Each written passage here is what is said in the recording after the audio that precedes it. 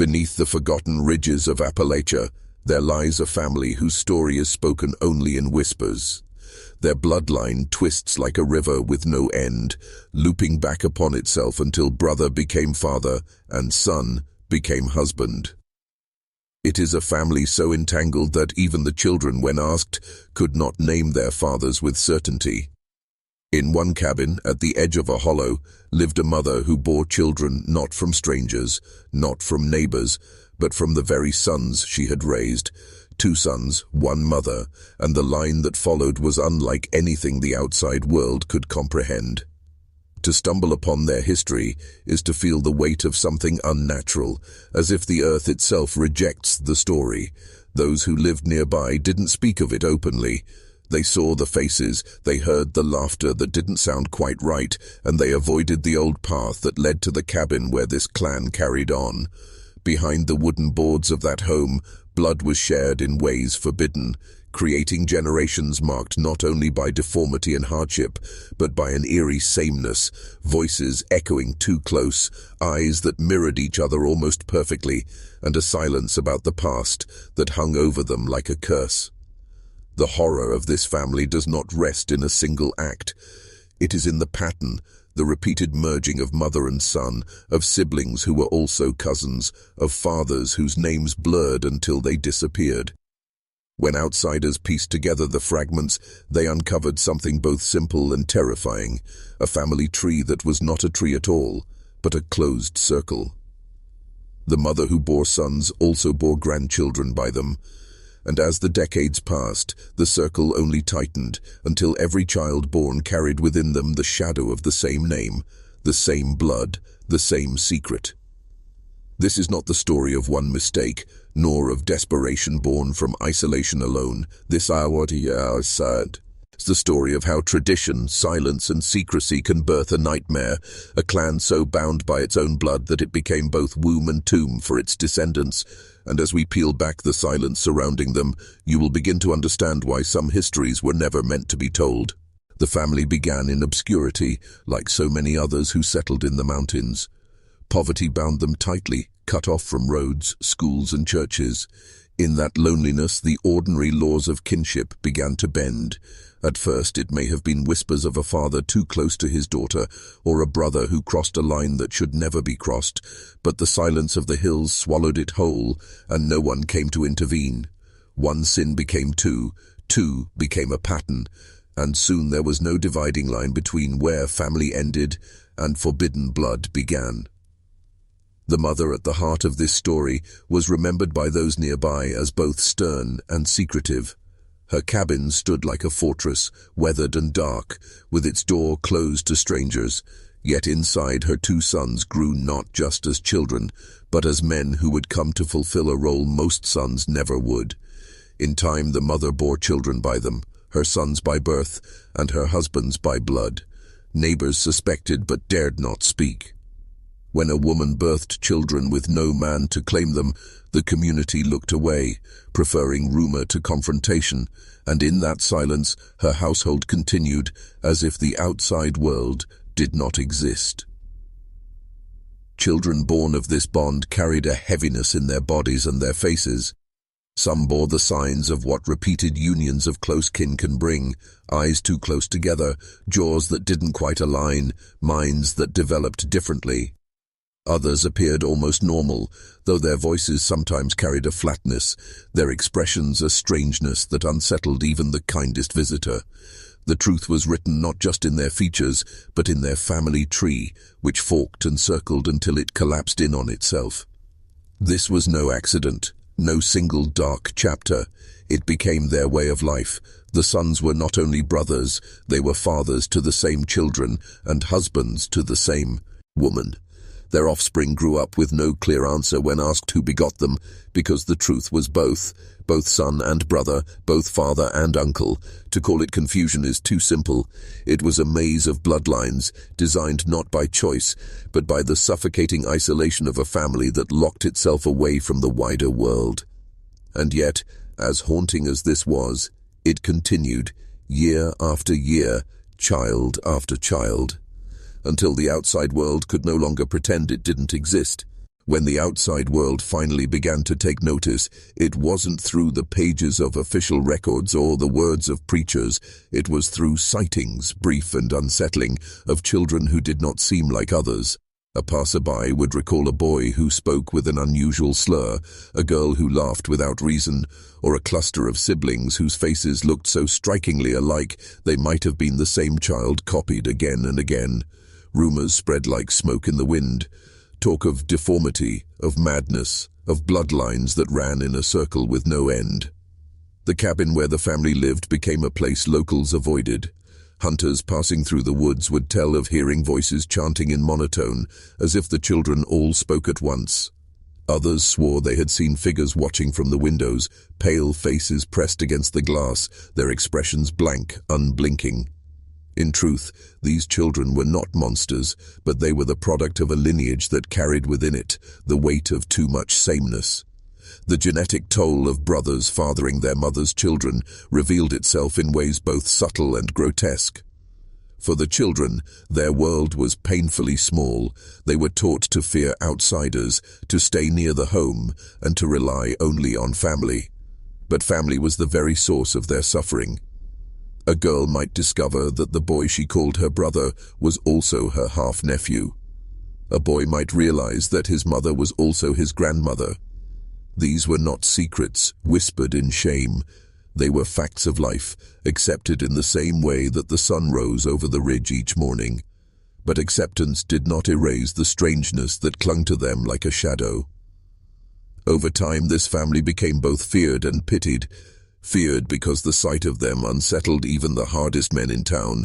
Pitied because their lives seemed trapped in a cycle they could not break. The sins of their parents had already written their futures, etched into their bodies and their minds, yet still the family did not stop. Each new birth seemed less like the joy of life and more like a continuation of a curse. And with every generation the question grew louder, whispered among neighbors who did not dare speak openly. How much longer could this family survive before collapsing entirely under the weight of its own blood? The deeper one studies this family, the more disturbing the truth becomes. Their bloodline did not merely repeat, it folded in on itself, crushing all sense of ancestry. Imagine a family tree with branches hacked away, leaving only a circle, looping endlessly. A child might carry more of their grandmother than their father, yet both identities pointed to the same woman. A mother gave birth to her sons, and those sons gave her more children, who were their siblings and their offspring simultaneously. In this home, the titles of mother, son, brother, father, each dissolved into one indistinguishable role. The psychological weight of such a life cannot be overstated. Children grew up without clear boundaries, without the structure of kinship that defines the rest of humanity. When a girl cannot name who her father is because her father and her brother are one and the same, the very meaning of identity begins to unravel. Stories tell of children sitting in silence for hours, their eyes vacant, as if they had retreated into themselves. Others displayed sudden bursts of violence or strange mannerisms, their emotions swinging like a pendulum between laughter and rage. For the mother at the center of this story, her role was both creator and destroyer. To outsiders, she appeared weary, aged far beyond her years, but she carried herself with an authority no one in her household dared question. She ruled with silence. She knew what she had done, what her sons had done, yet she did not speak of it, and so it became normal by force. Silence became law. The genetic cost grew heavier with each birth. Some children were born frail, their bodies unable to survive past infancy. Others lived, but carried the signs of their ancestry in their faces, their posture, their minds. Locals whispered of the family up the hollow, a phrase heavy with meaning, though few dared say more. In truth, it was less a family than an experiment in isolation, one not chosen but perpetuated, perhaps even defended by the very people it harmed. And so the horror was not only in what they had become, but in the inevitability of it all.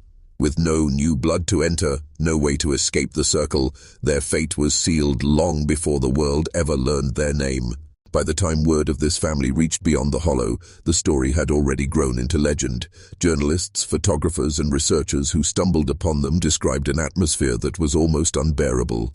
The air inside the cabin felt heavy, suffocating, as though decades of unspoken truths pressed down on anyone who dared enter. The family greeted outsiders with suspicion, their eyes darting, their words slow and guarded. But it was not hostility. It was something stranger, as if they lived in a rhythm apart from the rest of the world.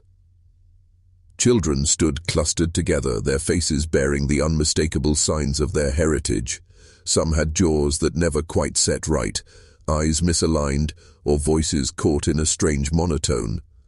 Others appeared almost normal, though their behavior betrayed them. Sudden laughter, words repeated like echoes, or a silence that stretched too long. To look at them was to see generations of decisions etched into flesh, carved into bone. Those who documented the family did so with a mixture of fascination and dread. One investigator noted that when asked simple questions, the children struggled to answer, as if the concepts of father, mother, and brother were jumbled in their minds. How could they not be? To call your brother father, to know your grandmother as mother, to see your uncle as your sibling, identity itself became a puzzle with no solution.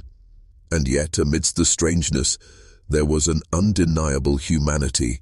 The children laughed, they played, they clung to one another with a desperate loyalty. They had been born into a labyrinth not of their making, yet they carried its burden all the same. This is where the horror deepens, not in monstrosity, but in the recognition that these were human lives twisted by circumstance and silence. The outside world, of course, recoiled. Whispers of the most inbred family alive spread across small towns and eventually into newspapers, each retelling shaping the family into a grotesque myth. But behind those cruel words was a truth more haunting, that the family's story was not one of spectacle, but of generational tragedy. A curse passed down not by the supernatural, but by blood and isolation. If you're still watching, you're already braver than most. Tell us in the comments, what would you have done if this was your bloodline? Would you walk away, or would you bear the silence like they did? In the years that followed, the family's reputation became a mirror for society's darkest fascinations. People traveled from towns over just to catch a glimpse of them, to see with their own eyes the faces that bore the weight of too much kinship. Some came with pity, others with cruelty, but all left with the same uneasy feeling, that they had witnessed something they weren't supposed to see. The family themselves rarely ventured far from their hollow. When they did, the reaction was instant. Whispers followed them in stores, stares burned into their backs, and children pointed with wide eyes. They had become living symbols of their own isolation. The mother at the heart of it all grew older, her presence still commanding, though frailer with each year. The sons, once young men bound to her, became shadows of themselves, trapped in roles that blurred across generations. Their children too reached adulthood carrying the same confusion, the same burden. For them, escape was nearly impossible. Poverty chained them as tightly as blood. With no money, no education, and no trust in outsiders, the cycle ground on. Historians and geneticists who studied families like this one described the outcome as inevitable.